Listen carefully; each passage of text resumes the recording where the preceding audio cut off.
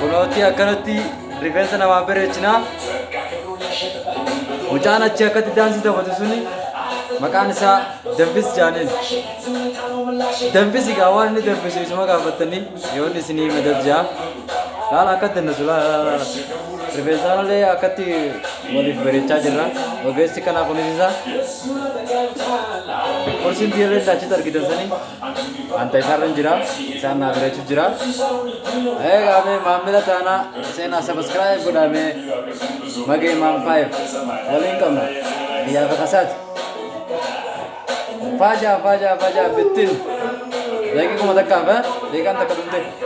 Oo isin salaameen hin jira walitti deebina bakka. Bye.